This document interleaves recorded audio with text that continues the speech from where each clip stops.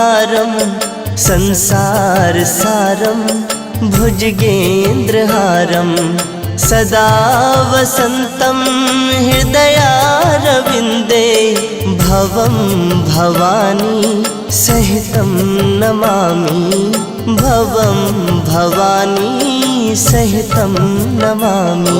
ॐ कर्पूरकारं करुणावतारं संसार